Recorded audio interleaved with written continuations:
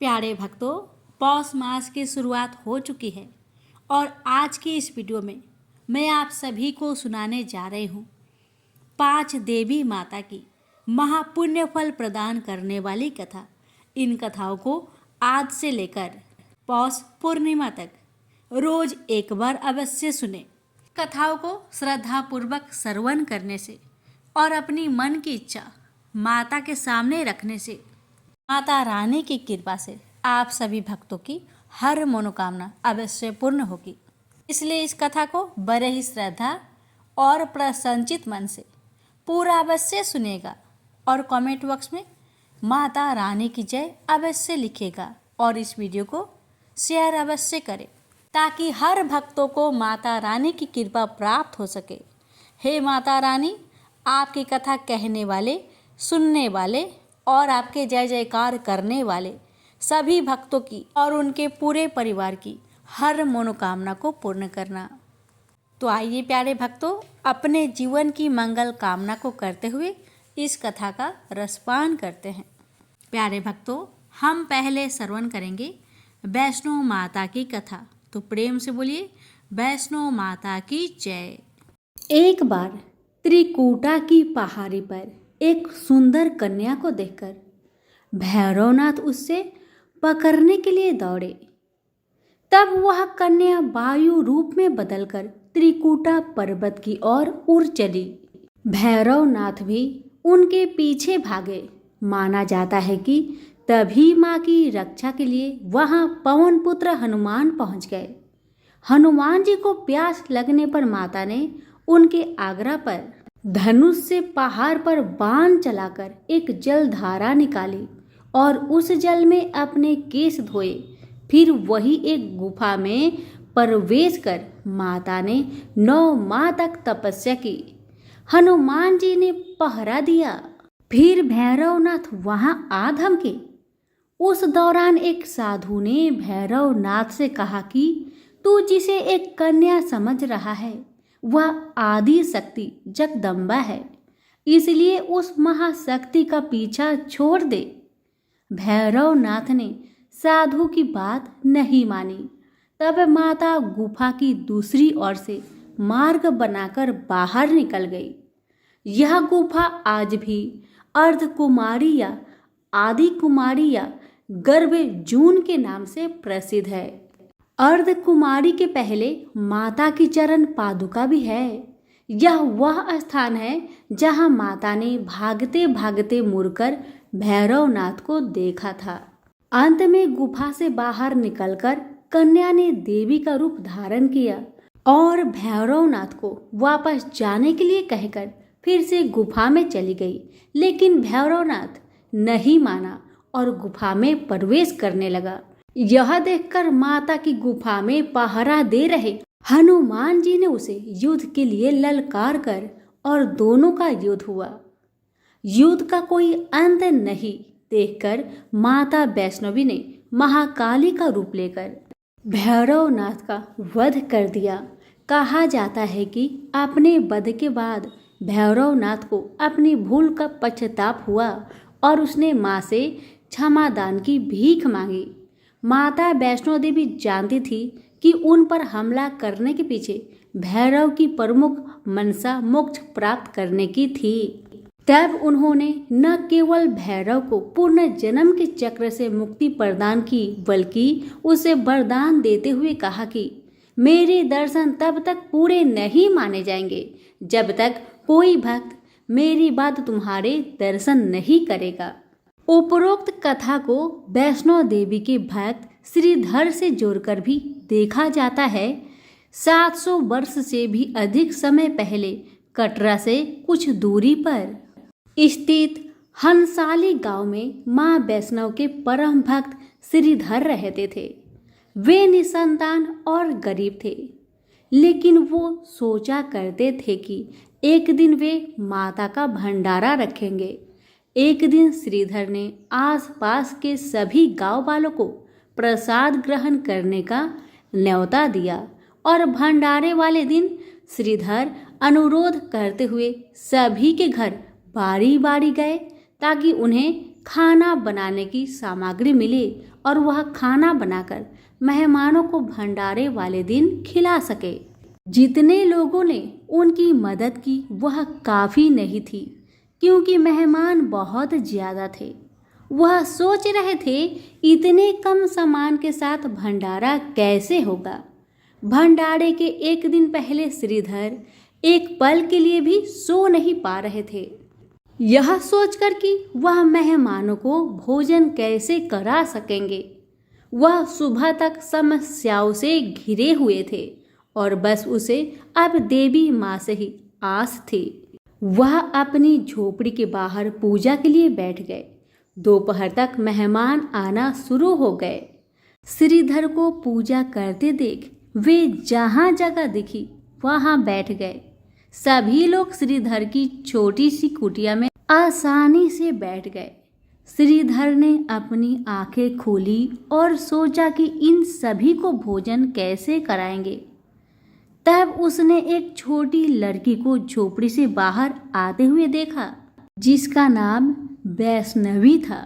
वह भगवान की कृपा से आई थी। वह सभी को स्वादिष्ट भोजन परोस रही थी। भंडारा बहुत अच्छी तरह से संपन्न हो गया था। भंडारे के बाद श्रीधर उस छोटी लड़की वैष्णवी के बारे में जानने के लिए उत्सुक थे, पर वैष्णवी गायब हो गई और उसके बाद किसी को नहीं देखी। बहुत दिनों के बाद श्रीधर को उस छोटी लड़की का सपना आया। उसमें स्पष्ट हुआ कि वह माँ वैष्णो देवी थी। माता रानी के रूप में आई लड़की ने उसे गुफा के बारे में बताया और 4 बेटों के वरदान के साथ उसे आशीर्वाद दिया। श्रीधर एक बार फिर खुश हो गए और माँ की गुफा की तलाश में निकल पड़े और कुछ दिनों बाद उन्हें वह गुफा मिल गई। तभी से वहाँ पर माता के दर्शन के लिए श्रद्धालु जाने लगे। प्रेम से बोलिए वैष्णो देवी की जय हो। अब सुनिए माँ दुर्गा की कहानी। प्राचीन समय की बात है कि सत्यवती नंदन व्यास जी सरस्वती नदी के तट पर विराजमान थे। उनके आश्रम में गौरैया पंछी का एक जोड़ा था। उन्हें देखकर वह आश्चर्य में पड़ गए। उन्होंने देखा कि पंछी अपने घोंसले में थे। उनका एक सुंदर बच्चा भी अभी अभी अंडे से बाहर निकला था।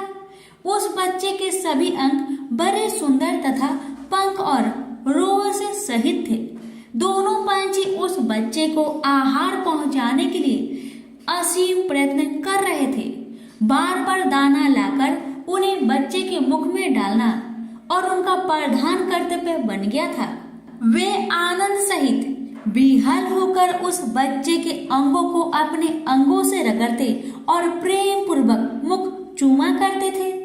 उन गौरैया का अपना बच्चे के प्रति ऐसा अद्भुत प्रेम देखकर व्यास जी ने अपने मन में विचार किया कि जब पंछी अपने बच्चे के प्रति इतना स्नेह कर रहे हैं, तब मनुष्य का अपने संतानों में प्रेम हो तो इसमें कौन सी विचित्र बात है, क्योंकि उन्हें तो पुत्र से सेवा पाने की अभिलाषा बनी रहती है। व्यास जी इस प्रकार के विविध विचारों में उलझकर उदास हो गए। मन ही मन बहुत कुछ सोच समझकर बात निश्चित कर ली और वे मंदराचल के निकट चले गए। उन्होंने विचार किया कि मेरी मनोरथ पूर्ण कराने एवं वर देने में निपुण कौन देवता है जिसकी मैं उपासना करूं। भगवान विष्णु, शंकर, इंद्र, ब्रह्मा, सूर्य, गणेश, स्वामी कार्तिकेय, अग्नि अथवा वरुण, मुझे किसकी उपासना करनी चाहिए। इस प्रकार व्यास जी सोच रहे थे कि इतने में नारद जी वहां पधारे। नारद मुनि को देखकर व्यास जी को अपार हर्ष हुआ। उन्होंने नारद जी को प्रणाम कर कुशल समाचार पूछा। फिर नारद जी ने व्यास जी से पूछा कि आप इतने चिंतित क्यों हैं? अपनी चिंता का कारण बताइए। व्यास जी ने कहा, नारद जी, सुना गया है कि पुत्रहीन की गति नहीं होती और मानसिक सुख भी उसे सुलभ नहीं हो सकता। इसलिए मैं बहुत दुखी हूँ और यही चिंता मुझे बार बार बेचैन कर डालती है। अब मैं मनोरथ पूर्ण करने वाली किस देवता का उपासना करूँ? इस विचारधारा में गोते खा रहा हूँ। इस परिस्थिति में अब आप ही मेरे आश्रय हैं। शीघ्र बताने की कृपा कीजिए कि मैं किस देवता का शरण में जाऊं जो मुझे पुत्र दे सके। इस प्रकार व्यास जी के पूछने पर नारद जी ने कहा, व्यास जी, तुम इस विषय में जो कुछ पूछ रहे हो, ठीक यही प्रश्न मेरे पिताजी ने भगवान श्री हरि से किया था। देवादिदेव भगवान जगत के स्वामी हैं। लक्ष्मी जी उनकी सेवा में उपस्थित रहती है। वे शंख चक्र और गदा लिए रहते हैं, पीतांबर धारण करते हैं, 4 भुजाएं हैं। वे चराचर जगत के आश्रय दाता है। ऐसे जगत प्रभु भगवान श्री हरि महान तप कर रहे थे। उनकी समाधि लगी थी। यह देखकर मेरे पिता ब्रह्मा जी को बड़ा आश्चर्य हुआ। अंत में उन्होंने जानने की इच्छा प्रकट की, प्रभु, आप देवताओं के अध्यक्ष, जगत स्वामी और भूत भविष्य एवं वर्तमान सभी जीवों के एकमात्र शासक है। फिर आप तपस्या क्यों कर रहे हैं और किस देवता की आराधना में ध्यान मग्न है? मुझ दास को यह रहस्य स्पष्ट बतलाने की कृपा कीजिए, क्योंकि श्रेष्ठ पुरुष किसी बात को छिपाते नहीं हैं। ब्रह्मा जी की बात सुनकर श्री हरि ने कहा कि ब्राह्मण, सावधान होकर सुनो। मैं अपने मन का विचार व्यक्त करता हूँ। देवता, दानव और मानव सब यही जानते हैं कि तुम सृष्टि के निर्माण करते हो, मैं पालन करता हूँ और शिव संहार किया करते हैं। किंतु फिर भी वेद पराक्रमी पुरुष अपनी मुक्ति से यह सिद्ध करते हैं कि रचना, पाताल और संहार करने की यह योग्यता जो हमें मिली है, इसकी आदि शास्त्रीय शक्ति देवी है। वे कहते हैं कि संसार की सृष्टि करने के लिए तुम्हें राजसी शक्ति का संचार हुआ है, मुझे सात्विकी शक्ति मिली है और रुद्र में तामसी शक्ति का आविर्भाव हुआ है। उस शक्ति के अभाव में तुम इस संसार की सृष्टि नहीं कर सकते, मैं पालन करने में सफल नहीं हो सकता और रुद्र से संहार कार्य होना भी संभव नहीं। हम सभी उस शक्ति के सहारे ही कार्य में सदा सफल होते आए हैं। प्रत्यक्ष और परोक्ष दोनों उदाहरण में तुम्हारे सामने रखता हूँ। सुनो, यह निश्चित बात है कि उस शक्ति के अधीन होकर ही प्रलय काल में इस शेष नाग की सैया पर सोता हूँ और सृष्टि करने का अवसर आते ही जाग जाता हूँ। मैं सदा तप करने में लगा रहता हूँ। उस शक्ति के शासन से कभी मुक्त नहीं रह सकता। कभी अवसर मिला तो लक्ष्मी के साथ सुखपूर्वक समय बिताने का सौभाग्य प्राप्त होता है। मैं कभी तो दानव के साथ युद्ध करता हूँ। अखिल जगत को भय पहुंचाने वाले दैत्यों के विकराल शरीर को शांत करना मेरा परम कर्तव्य हो जाता है। मैं बहुत पहले की बात कह रहा हूँ। उस समय तुम तो थे ही, चारों ओर जल ही जल था। मुझे 5000 वर्षों तक बाहु युद्ध करना पड़ा था। मेरे कान के मैल से उत्पन्न होने वाले मधु और कैटभ नामधारी 2 दानव महान दुष्ट थे। उन्हें असीम अभिमान था। भगवती आदि शक्ति की कृपा से ही मैं उन दैत्यों को मारने में सफल हो सका था। उस समय की बात से क्या तुम अनजान हो? सर्वश्रेष्ठ शक्ति ही तो उस जीत के कारण हुई थी। फिर तुम बार बार क्यों पूछते हो? जब सर्वत्र जल ही जल शेष रहता है, तब उसकी इच्छा के अधीन होकर मैं पुरुष रूप में विचरा करता हूँ। प्रत्येक युग में कच्छप, वरा, नरसिंह और वामन रूप मुझे धारण करने पड़ते हैं। जगत की रचना करने वाले ब्रह्मा जी, तुम इससे अपरिचित नहीं हो। मुझ पर सब प्रकार से शक्ति के अधीन होकर रहना पड़ता है। उन्हीं भगवती दुर्गा का मैं निरंतर ध्यान किया करता हूँ। मेरी जानकारी में इन भगवती शक्ति से बढ़कर दूसरे कोई देवता नहीं है। नारद जी ने कहा, इस गुप्त रहस्य के वक्ता भगवान विष्णु है और श्रोता ब्रह्मा जी रहे। मुनिवर फिर तो पितामह ने वे सभी बातें अक्षरश मुझे कह सुनाई। अतएव तुम भी यदि अपना पुरुषार्थ सिद्ध करना चाहते हो तो उन्हीं भगवती के चरण कमल को अपने हृदय में धारण करो। तुम्हारी जो भी अभिलाषाएं हैं वे सभी भगवती दुर्गा अवश्य पूरी कर देगी। इस प्रकार नारद जी के कहने पर सत्यवती नंदन व्यास जी भगवती के चरण कमलों को अपने हृदय में स्थापित करके तपस्या करने के लिए पर्वत पर चले गए और भगवती माता दुर्गा की कृपा से उनकी सभी अभिलाषाएं पूर्ण हुई। प्रेम से बोलिए दुर्गा मैया की जय। प्यारे भक्तगणों, अब आप श्रवण करेंगे तारा रानी की कथा।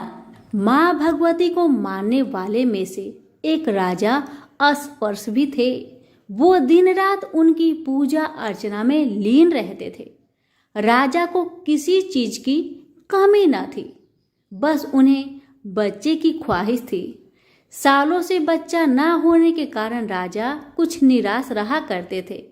एक दिन राजा की भक्ति से खुश होकर माँ भगवती ने सपने में आकर उसे 2 बेटी होने का वरदान दिया। आशीर्वाद मिलने के कुछ समय बाद राजा के घर एक बेटी पैदा हुई। बेटी पैदा होने की खुशी में राजा ने सबको दावत दी और बेटी की कुंडली बनवाने के लिए पंडितों को बुलवाया। सबने राजा से एक ही बात कही कि यह साक्षात देवी का रूप है। जहाँ भी इसके कदम पड़ेंगे वहाँ खुशियाँ ही खुशियाँ होगी। यह भगवती देवी की भक्तन होगी। इतना सब कहकर पंडितों ने लड़की का नाम तारा रख दिया। कुछ समय के बाद मंगलवार के दिन राजा के घर एक और बेटी पैदा हुई। ज्योतिषों ने उसकी भी कुंडली बनवाई और उदास हो गए। राजा ने जब उनसे उदासी का कारण पूछा तो ज्योतिषों ने बताया कि ये लड़की आपके जीवन में खूब सारा दुख लेकर आएगी। राजा ने ज्योतिषों से पूछा कि आखिर मैंने ऐसा कौन सा खराब कर्म किए थे कि इसने मेरे घर में जन्म लिया है। ज्योतिषों ने बताया कि आपकी दोनों बेटियां राजा इंद्र की अप्सराएं हुआ करती थी। इनमें से बड़ी बहन का नाम तारा और छोटी का रुकमन था। एक दिन ये दोनों मिलकर धरती की सैर करने के लिए गई। दोनों ने ही वहां पहुंचकर एकादशी के दिन का व्रत रखा। तारा ने अपनी छोटी बहन से कहा कि आज एकादशी का व्रत है, इसलिए बाजार जाकर कुछ ताजे फल ले आओ, लेकिन वहां कुछ खाना मत। रुकमन बाजार फल लेने के लिए चली गई। वहां उसे मछली के पकौड़े दिखे। उसने झट से उन्हें खा लिया और अपनी दीदी के लिए कुछ फल ले लिए। रुकमन से तारा ने पूछा कि तुम अपने लिए फल क्यों नहीं लाई। उसने जवाब दिया कि वो मछली के पकौड़े खाकर आई है। तारा ने गुस्से में कहा कि तुम पापिन हो, एकादशी के दिन तुमने मछली खा ली। ऐसे खराब कर्म के लिए मैं तुम्हें छिपकली बनने का श्राप देती हूँ। अब उसी जंगल में तारा की बहन छिपकली बनकर रहने लगी। वहाँ एक जाने माने ऋषि गुरु गोरख भी अपने कुछ शिष्यों के साथ रहते थे। उनके शिष्यों में से एक बहुत ही घमंडी था। अपने घमंड के चलते वो शिष्य कमंडल में पानी भरकर एकांत में बैठकर तपस्या करने लगा। तभी एक प्यासी गाय वहां आ गई। उसने सीधे अपना मुख उस कमंडल में डाला और पानी पी लिया। पानी पीने के बाद जैसे ही गाय अपना मुख बाहर को निकालने लगी तो कमंडल नीचे गिर गया और ऋषि का ध्यान भंग हो गया। ऋषि ने देखा कि गाय पानी पी गई है। अब गुस्से में ऋषि ने गाय को एक चिमटे से बुरी तरह घायल कर दिया। इस बात की जानकारी जब गुरु गोरख को पड़ी तो वे तुरंत गाय को देखने के लिए गए। जैसे ही उन्होंने गाय की हालत देखी वैसे ही अपने उस घमंडी शिष्य को आश्रम से बाहर निकाल दिया। कुछ दिनों के बाद गौ माता पर किए गए उस अत्याचार से होने वाले पाप को कम करने के लिए उन्होंने एक यज्ञ करवाया। इस यज्ञ के बारे में गाय को चिमटे से मारने वाले घमंडी शिष्य को भी पता चला। वे सीधे पक्षी का रूप धारण करके यज्ञ स्थल पर गया और भोजन में अपनी चोंच से मरा हुआ सांप डाल दिया। किसी को इस बात की खबर नहीं हुई। ये सब होते हुए तारा से श्राप मिलने वाली छिपकली रुकमन देख रही थी। उसके मन में हुआ कि इसे खाकर सारे लोग मर जाएंगे। सबकी जान बचाने के लिए छिपकली बनी। रुकमन सभी लोगों के सामने भोजन पर गिर गई। लोगों ने छिपकली को खूब कोसा और बर्तन को खाली करने लगे। उस वक्त भंडारा करने वाले को खाने में मरा हुआ सांप भी दिखा। तब कहीं जाकर सबको समझ आया कि छिपकली सबकी जान बचाने के लिए जानबूझकर भोजन में गिरी थी।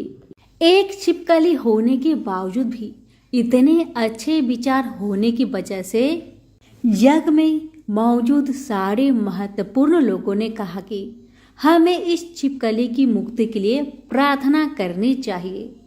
पंडित ने आगे बताया कि सबकी प्रार्थना से ही वो छिपकली तीसरे जन्म से आप जैसी प्रतापी राजा के घर बेटी के रूप में पैदा हुई है।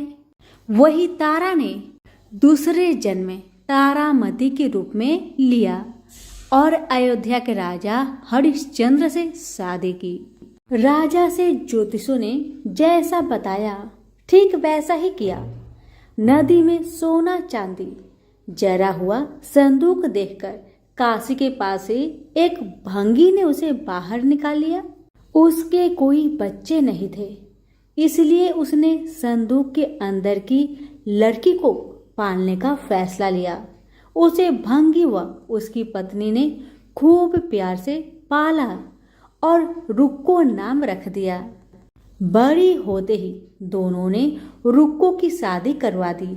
रुक्को की सासू माँ तारामती और राजा हरिश्चंद्र के महल में साफ सफाई करने का काम किया करते थे। कुछ दिनों के बाद रुक्को की सासू माँ बीमार हो गई। उनकी जगह रुक्को वहां काम करने लगी। तारामती ने उसे देखा और पुराने जन्म के पुण्य के कारण पहचान लिया और उसे कहा कि तुम मेरे साथ बैठ जाओ।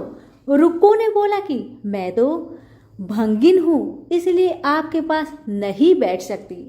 तब तारामती ने उसे बताया कि तुम पूर्व जन्म में मेरी ही बहन थी। तुमने एकादशी के व्रत के दिन मछली खा ली थी और मैंने तुम्हें दंड देते हुए छिपकली बना दिया। अब तुम्हें दोबारा मनुष्य जन्म मिला है, तो इस जन्म में माँ वैष्णो की पूजा करके पुण्य कमा लो। माँ की पूजा से तुम्हारी सारी इच्छाएं भी पूरी होगी। तारामती की इस बात को सुनने के बाद रुक्को माँ वैष्णो से एक बेटे के लिए प्रार्थना करती थी और कहती है कि अगर उनकी मनोकामना पूरी हुई तो वो अपने घर में माँ वैष्णो देवी का पूजन और जागरण कराएगी। माँ वैष्णो देवी उसकी प्रार्थना सुन लेती है और उसे बेटा होता है।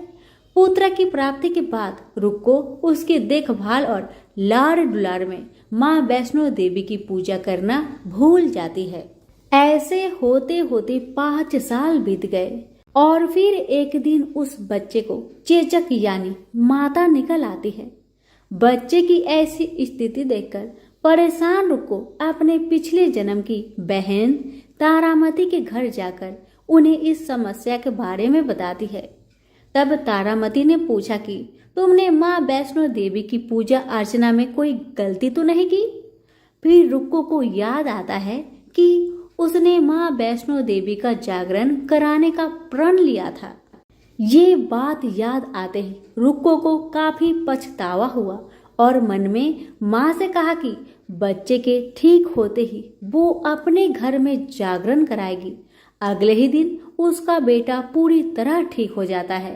तभी रुक्को ने माता रानी के मंदिर जाकर पुजारियों को कहा कि मंगलवार के दिन घर में जागरण करवा दीजिए। रुक्को की बात सुनकर पंडित कहते हैं कि तुम यही 5 रुपए दे दो, तुम्हारे लिए हम मंदिर में ही जागरण करा देंगे। रुक्को कहती है मुझे पता है कि मैं चार्मिन हूँ, लेकिन आप मेरे घर आकर ही जागरण करवा दीजिए। माँ किसी तरह का भेदभाव नहीं करती है, तो आपको भी नहीं करना चाहिए। इस पर पंडितों ने विचार विमर्श करके कहा कि अगर रानी आपके जागरण में आती है तो हम तुम्हारे घर आकर जागरण करने के लिए तैयार है। पंडितों की बात सुनकर रुक्को अपनी बहन रानी तारामती के पास जाती है और तारामती को सारी बात बताती है। रुक्को की बातें सुनकर तारामती जागरण में जाने के लिए तैयार हो जाती है। इस बात को बताने के लिए रुक्को जब पंडित जी के पास जाती है तब उनके बीच की बातों को सेन नामक नाई सुन लेता है।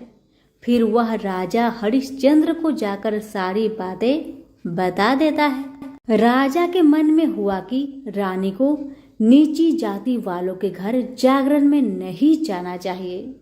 इसी वजह से वो अपनी उंगली काट लेते हैं जिससे उन्हें नींद न आए और रानी जागरण में न जा सके। तब जागरण का समय होता है, तब भी राजा को जागते हुए देखकर रानी मन ही मन में माँ वैष्णो देवी से प्रार्थना करती है कि महाराज को नींद आ जाए ताकि मैं जागरण में जा सकूं। रानी की प्रार्थना से कुछ देर बाद राजा को नींद आ जाती है। फिर रानी तारामती रोशनदान में रस्सी बांधकर महल से नीचे आकर रुक्को के घर चली जाती है। इसी जल्दबाजी में रास्ते में ही रानी का रेशमी रुमाल और एक पाव का कंगन गिर जाता है। इधर कुछ वक्त बाद राजा हरिश्चंद्र की नींद टूट जाती है। नींद खुलने पर रानी को अपने पास न देखकर राजा उसकी तलाश में निकल जाते हैं। रानी को ढूंढते ढूंढते उन्हें रानी का रुमाल और कंगन मिलता है।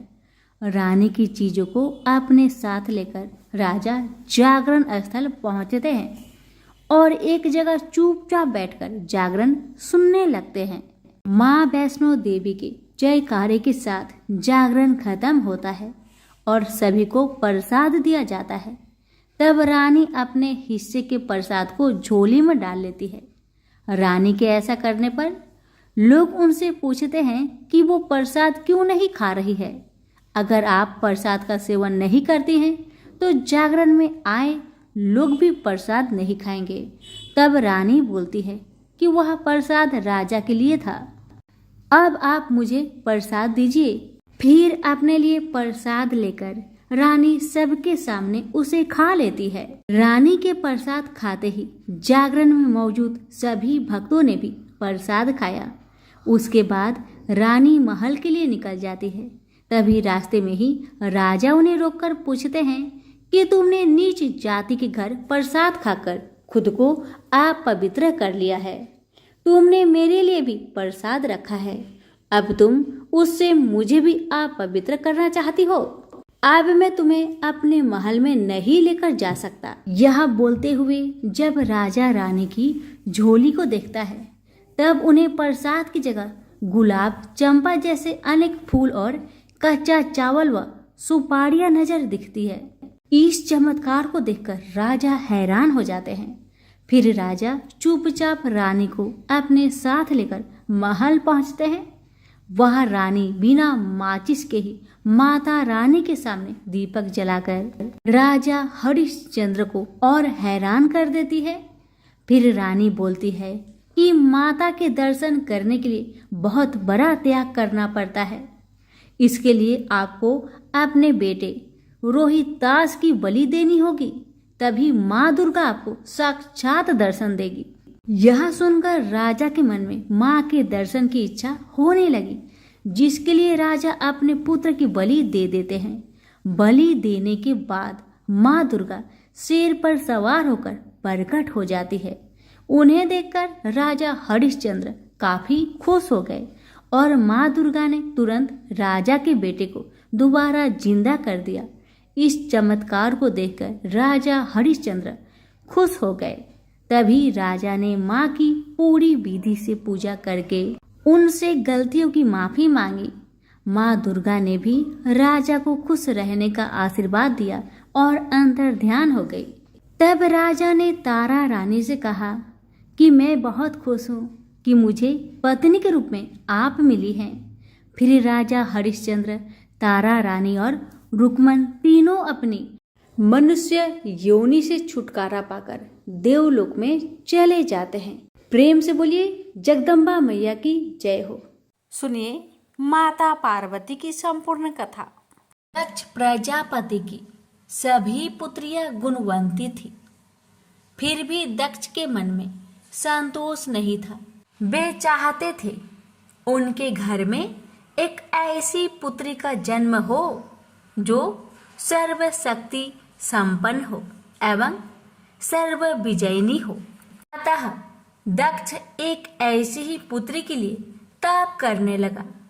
तप करते करते अधिक दिन बीत गए तो भगवती आद्य ने प्रकट होकर कहा, मैं तुम्हारे तप से प्रसन्न हूँ। तुम किस कारण तप कर रहे हो? दक्ष ने तप करने का कारण बताया तो माँ बोली, मैं स्वयं पुत्री के रूप में तुम्हारे यहाँ जन्म धारण करूंगी। मेरा नाम सती होगा। मैं सती के रूप में जन्म लेकर अपनी लीलाओं का विस्तार करूंगी। फलतः भगवती आद्य ने सती रूप में दक्ष के यहाँ जन्म लिया। सती दक्ष की सभी पुत्रियों में सबसे अलौकिक थी। सती ने बाल्य अवस्था में ही कई ऐसे अलौकिक आश्चर्यचकित करने वाले कार्य कर दिखाए थे जिन्हें देखकर स्वयं दक्ष को भी विस्मय होता था। जब सती विवाह योग हो गई तो दक्ष को उनके लिए वर की चिंता होने लगी। उन्होंने ब्रह्मा जी से इस विषय में परामर्श किया। ब्रह्मा जी ने कहा, सती आद्य के अवतार है। आद्य आदि शक्ति और शिव आदि पुरुष है।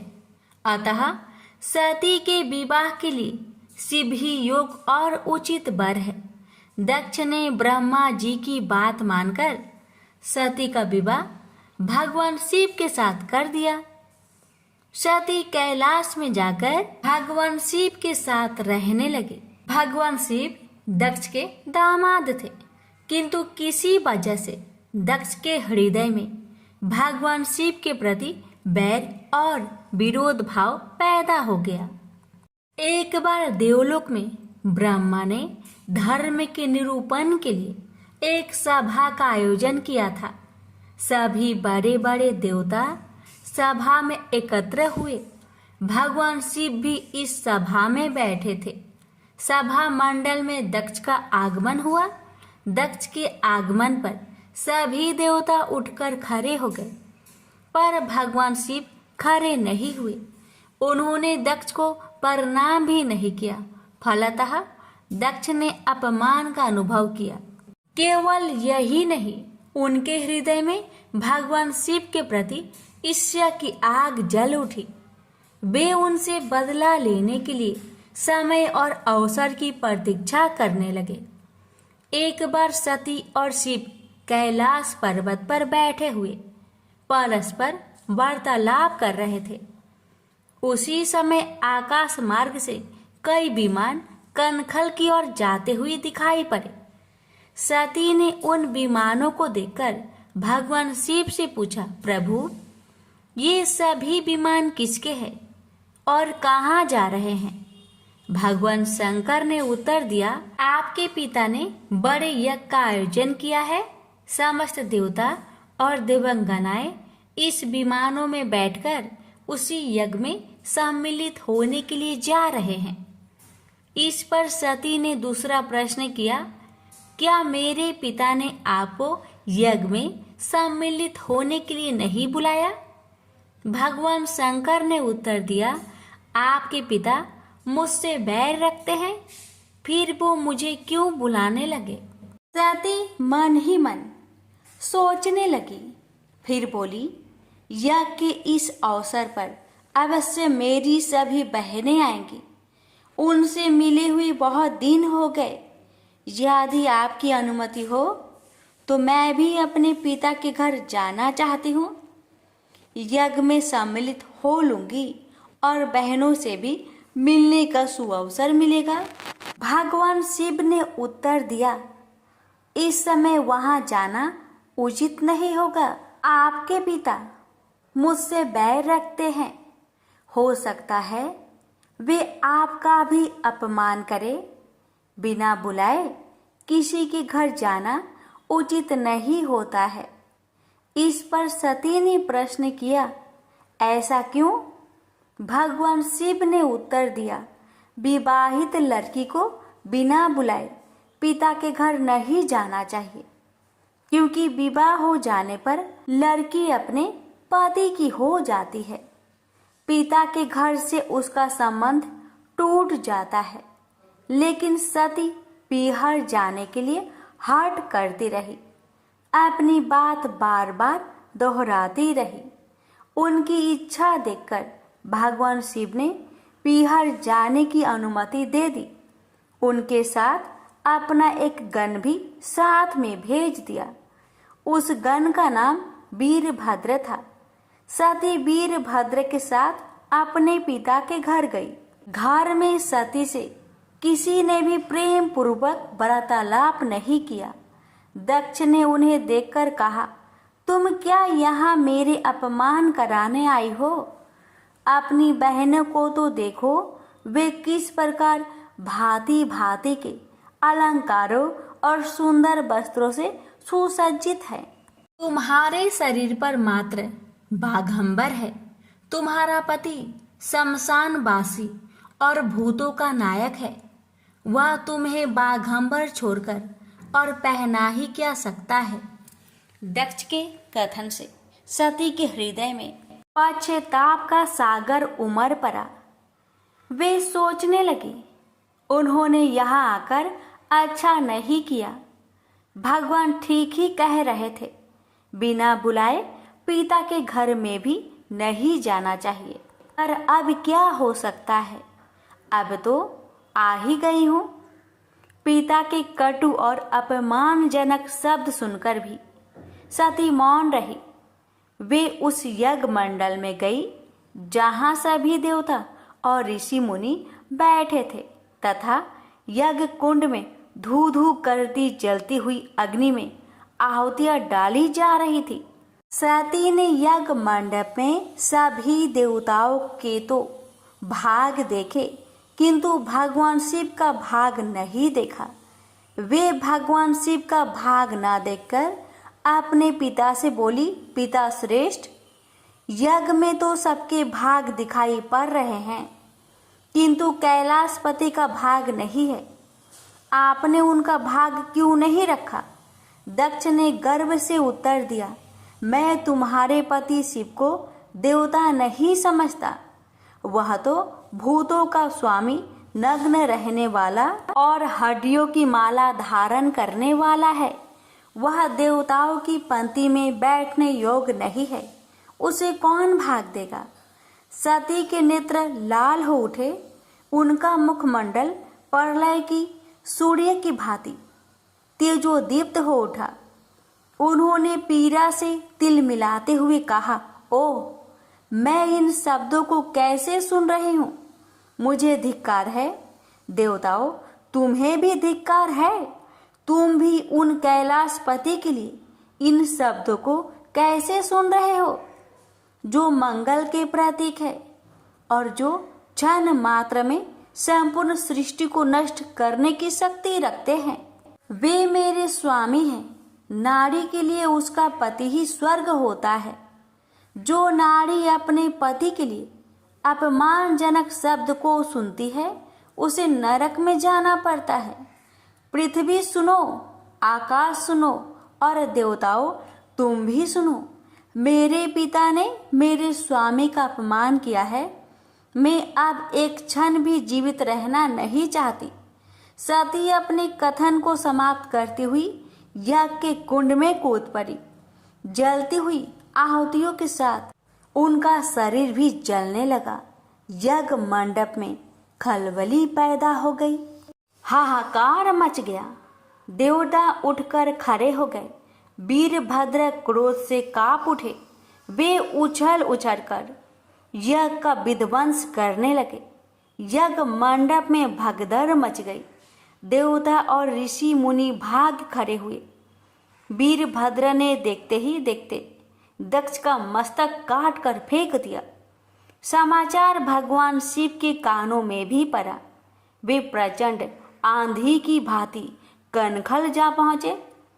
सती के जले हुए शरीर को देखकर भगवान शिव ने अपने आप को भूल गए। सती के प्रेम और उनकी भक्ति ने शंकर के मन को व्याकुल कर दिया। उन शंकर के मन को व्याकुल कर दिया जिन्होंने काम पर भी विजय प्राप्त की थी और जो सारी सृष्टि को नष्ट करने की क्षमता रखते थे। वे सती के प्रेम में खो गए, बेसुध हो गए। भगवान शिव ने उन्मत्त की भांति सती के जले हुए शरीर को कंधे पर रख लिया। वे सभी दिशाओं में भ्रमण करने लगे। शिव और सती के इस अलौकिक प्रेम को देखकर पृथ्वी रुक गई, हवा रुक गई, जल का प्रवाह ठहर गया और रुक गई देवताओं की सांसें। सृष्टि व्याकुल हो उठी।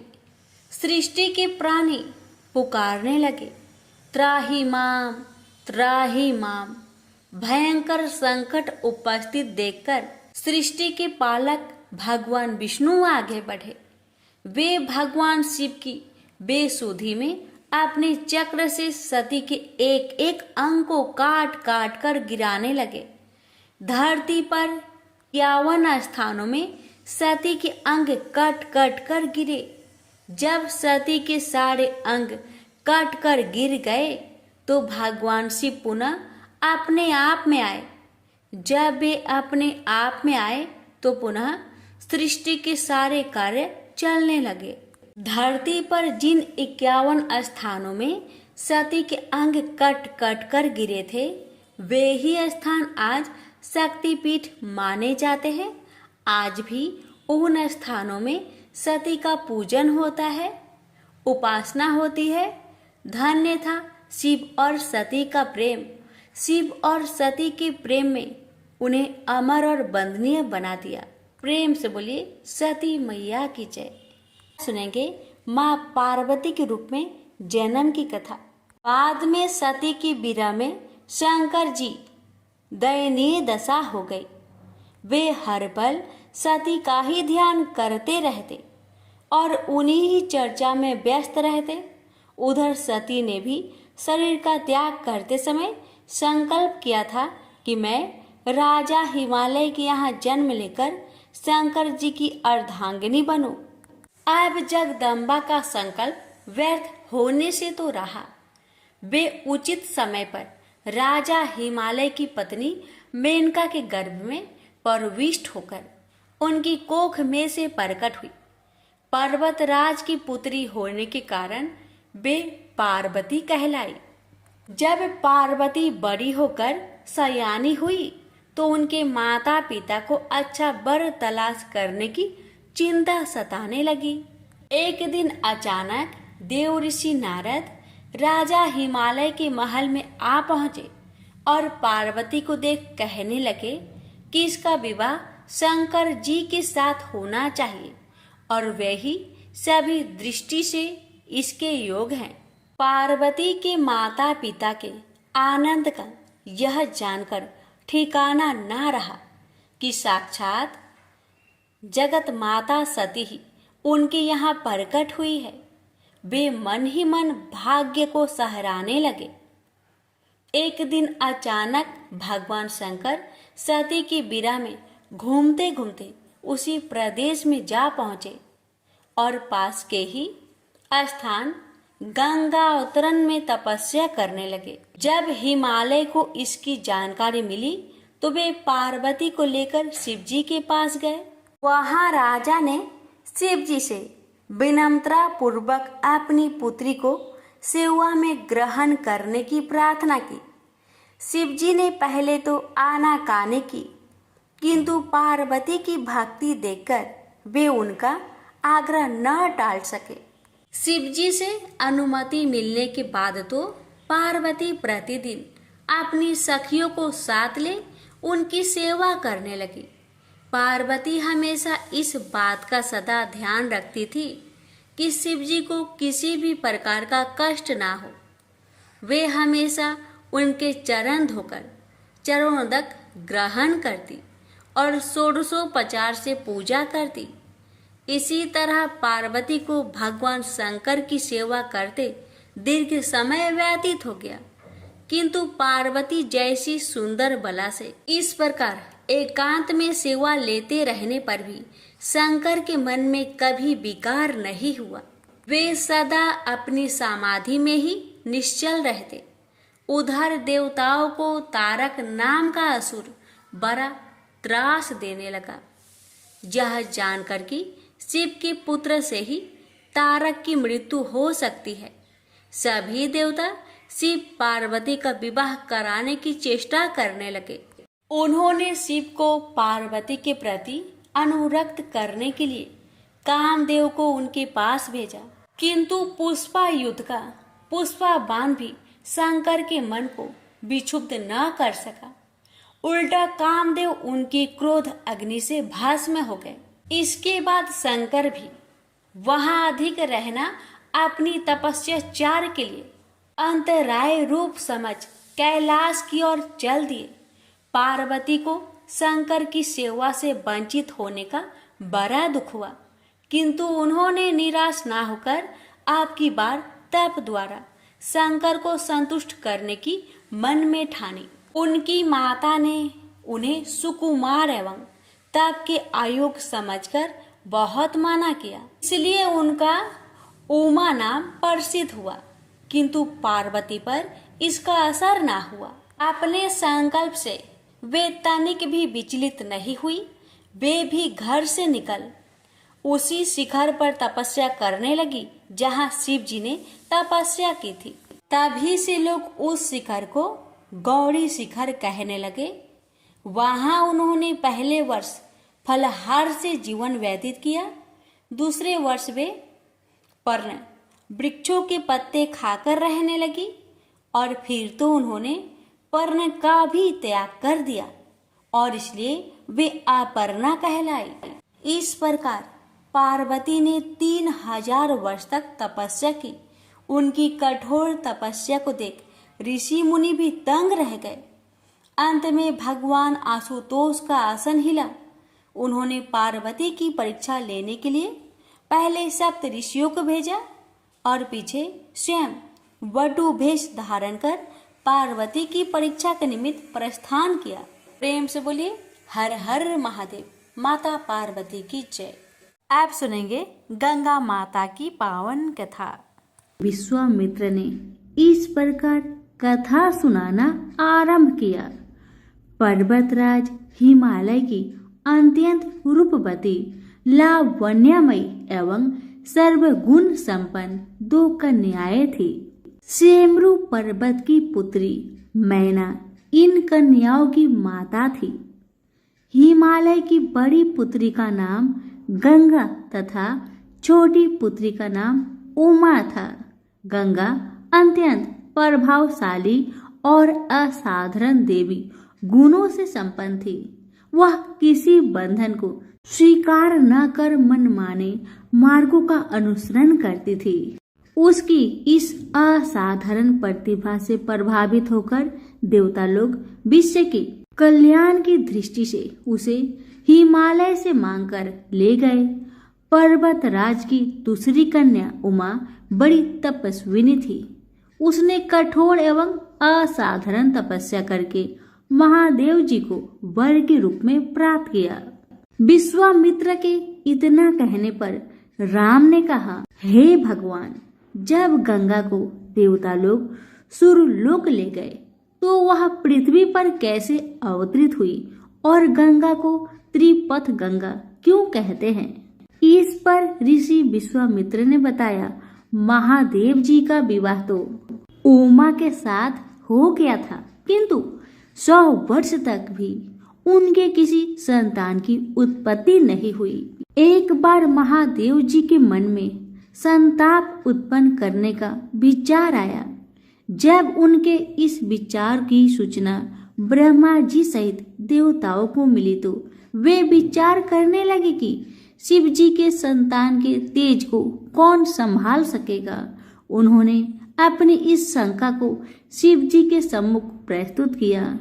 उनके कहने पर अग्नि ने यह भार ग्रहण किया और परिमाण स्वरूप अग्नि के समान महान तेजस्वी स्वामी कार्तिकेय का जन्म हुआ। देवताओं के इस षड्यंत्र से उमा के संतान होने में बाधा पड़ी तो उन्होंने क्रोध होकर देवताओं को श्राप दिया कि भविष्य में वे कभी पिता नहीं बन सकेंगे। इस बीच सुरलोक में विचरण करती हुई गंगा से उमा की भेंट हुई। गंगा ने उमा से कहा कि मुझे सुरलोक में विचरण करते हुए बहुत दिन हो गए हैं। मेरी इच्छा है कि मैं अपनी मातृभूमि पृथ्वी पर विचरण करूं। उमा ने कहा गंगा और शासन दिया कि वे इसके लिए कोई प्रबंध करने का प्रयत्न करेगी। वत्स राम, तुम्हारी ही अयोध्यापुरी में सागर नाम के एक राजा थे। उनके कोई पुत्र नहीं था। सागर की पट रानी केसनी विदर्भ प्रांत के राजा की पुत्री थी। केसिनी सुंदर, धर्मात्मा और सत्यपरायण थी। सागर की दूसरी रानी का नाम सुमति थी, जो राजा अरिष्ट नेमि की कन्या थी। दोनों रानियों को लेकर महाराज सागर हिमालय के भृगु प्रसवन नामक प्रांत में जाकर पुत्र प्राप्ति के लिए तपस्या करने लगे। उनकी तपस्या से प्रसन्न होकर भृगु ने उन्हें वर दिया कि तुम्हें बहुत से पुत्रों की प्राप्ति होगी। दोनों रानियों में से एक का केवल एक ही पुत्र होगा, जो कि वंश को बढ़ाएगा, और दूसरी के 60,000 पुत्र होंगे। कौन सी रानी कितने पुत्र चाहती है, इसका निर्णय वे स्वयं आपस में मिलकर कर ले। कोसनी ने वंश को बढ़ाने वाले एक पुत्र की कामना की और गरुड़ की बहन सुमति ने 60,000 बलवान पुत्र की। उचित समय पर रानी कोसनी ने असमंजस नामक पुत्र को जन्म दिया।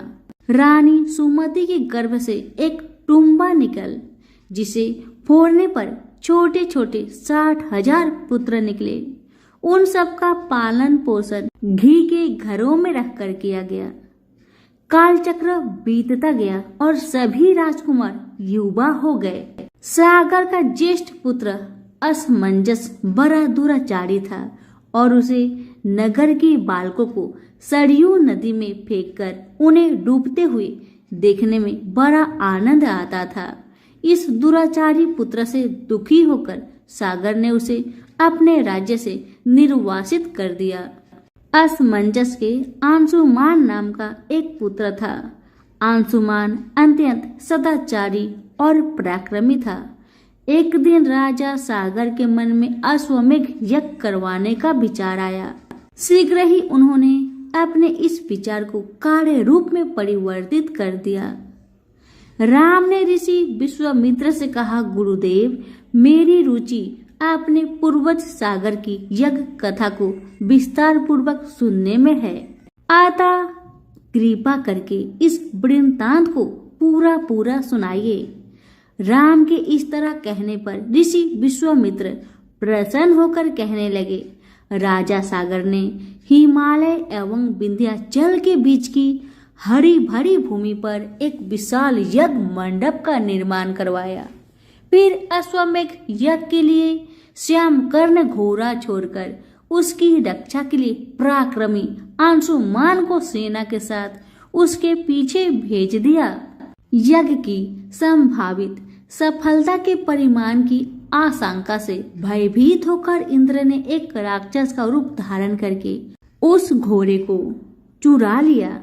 घोड़े की चोरी की सूचना पाकर सागर ने अपने 60,000 पुत्रों को आदेश दिया कि घोड़ा चुराने वाले को पकड़कर या मारकर घोड़ा वापस लाओ। पूरी पृथ्वी खोजने पर भी जब घोड़ा नहीं मिला तो इस आशंका से कि किसी ने घोड़े को तय खाने में न छुपा रखा हो, सागर के पुत्रों ने संपूर्ण पृथ्वी को खोदना आरंभ कर दिया। उनके इस कार्य से असंख्य भूमितल निवासी प्राणी मारे गए। खोदते खोदते वे पाताल तक जा पहुंचे। उनके इस निःसंग कृत्य की देवताओं ने ब्रह्मा जी से शिकायत की तो ब्रह्मा जी ने कहा कि ये राजकुमार क्रोध एवं मद में अंधे होकर ऐसा कर रहे हैं। पृथ्वी की रक्षा का दायित्व कपिल पर है, इसलिए वे इस विषय में कुछ न कुछ अवश्य ही करेंगे। पूरी पृथ्वी को खोदने के बाद भी जब घोड़ा और उसको चुराने वाला चोर नहीं मिला तो निराश होकर राजकुमारों ने इसकी सूचना अपने पिता को दे दी। रुष्ट होकर सागर ने आदेश दिया कि घोड़े को पाताल में जाकर ढूंढो। पाताल में घोड़े को खोजते खोजते वे सनातन वासुदेव कपिल के आश्रम में जा पहुंचे। उन्होंने देखा कपिल देव आंखें बंद किए बैठे हैं और उन्हीं के पास यज्ञ का वह घोड़ा बंधा हुआ है। उन्होंने कपिल मुनि को घोड़े का चोर समझकर उनके लिए अनेक दुर्वचन कहे और उन्हें मारने के लिए दौड़े। सागर के इन कुकृत्यों से कपिल मुनि की समाधि भंग हो गई।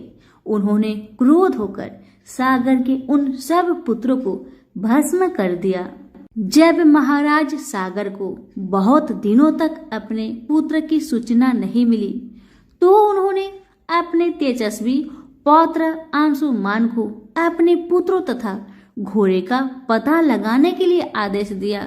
वीर अंशुमान शस्त्रों से सुसज्जित होकर उसी मार्ग से पाताल की ओर चल पड़ा जिसे उसके चाचाओं ने बनाया था। मार्ग में जो भी पूजनीय ऋषि मुनि मिले उनका यथोचित सम्मान करके अपने लक्ष्य के विषय में पूछता हुआ उस स्थान तक पहुंच गया जहां पर उसके चाचाओं के भस्मीभूत शरीरों की राख पड़ी थी और पासी यज्ञ का घोड़ा जल रहा था। अपने चाचाओं के भस्मीभूत शरीर को देखकर उसे बहुत दुख हुआ। उसने उनका तर्पण करने के लिए जलाशय की खोज की किंतु उसे कहीं जलाशय दिखाई नहीं पड़ा। तभी उसकी दृष्टि अपने चाचाओं के मामा गरुड़ पर पड़ी। उन्हें सादर प्रणाम करके अंशुमान ने पूछा कि बाबा जी, मैं इनका तर्पण करना चाहता हूँ। पास में यदि कोई सरोवर हो तो कृपा करके उसका पता बताइए। यदि आप इनकी मृत्यु के विषय में कुछ जानते हैं तो वह भी मुझसे बतलाने की कृपा करें।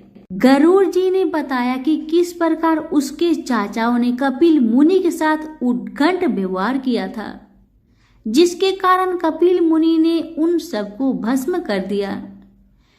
इसके पश्चात गरुड़ जी ने अंशुमान से कहा कि ये सब अलौकिक शक्ति वाले दिव्य पुरुष के द्वारा भस्म किए गए हैं, अतः लौकिक जल से तर्पण करने से इनका उद्धार नहीं होगा।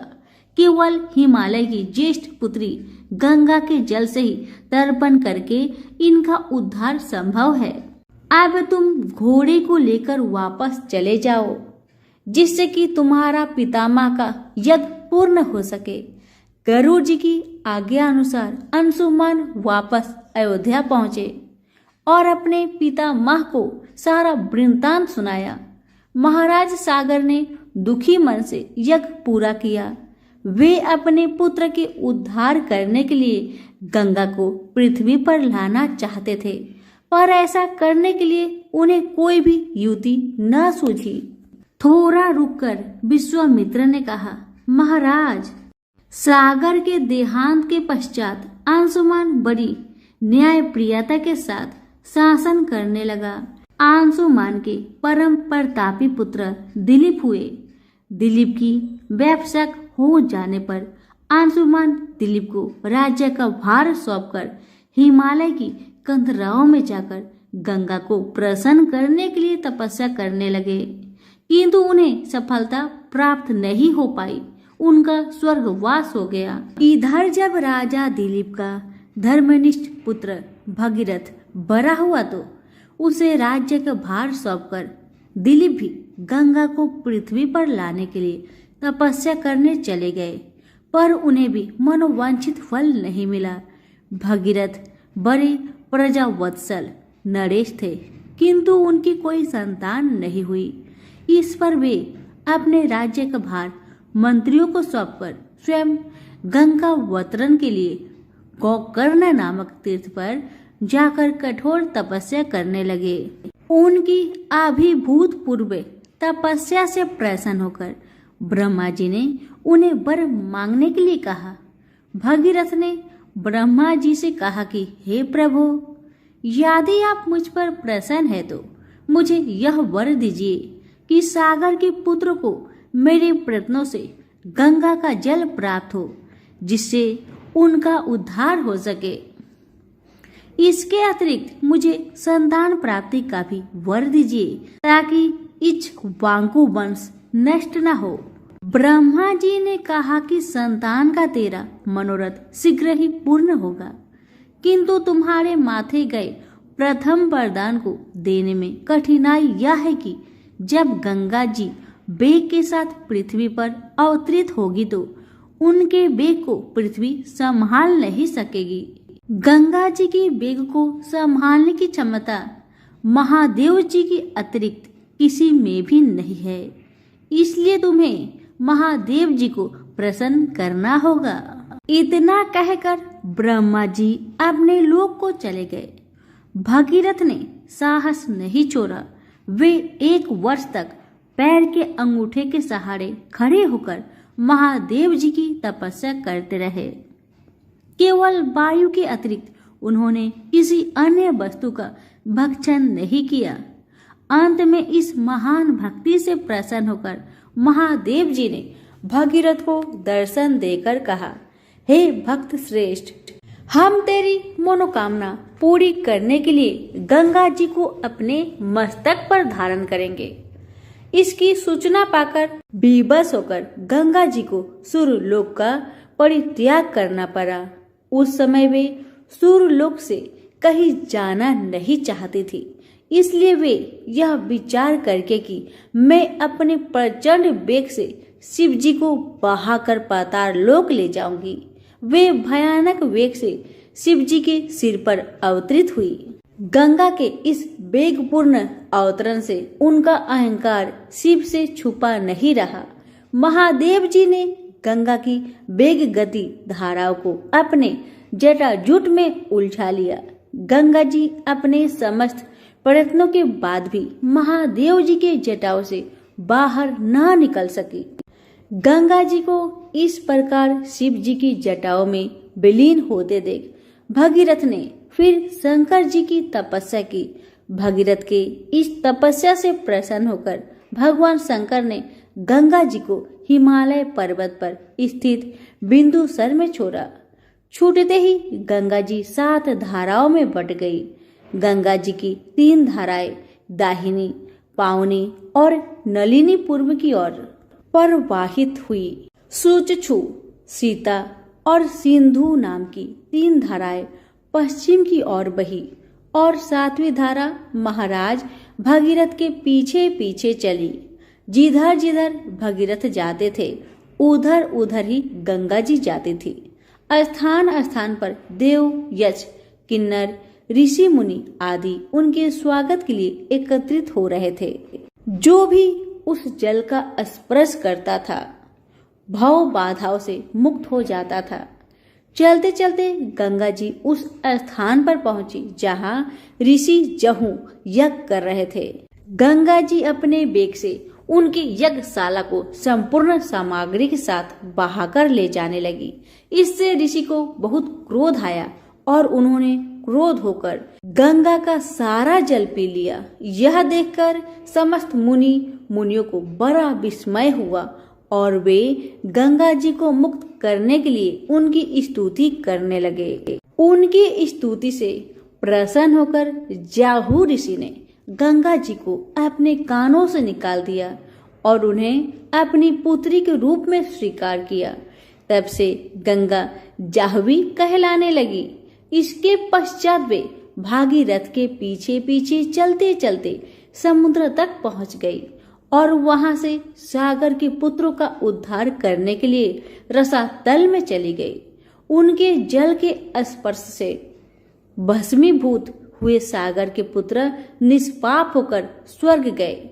उस दिन से गंगा के 3 नाम हुए, त्रिपथ गंगा, जाह्नवी और भागीरथी। सभी प्रेम से बोलिए गंगा मैया की जय हो।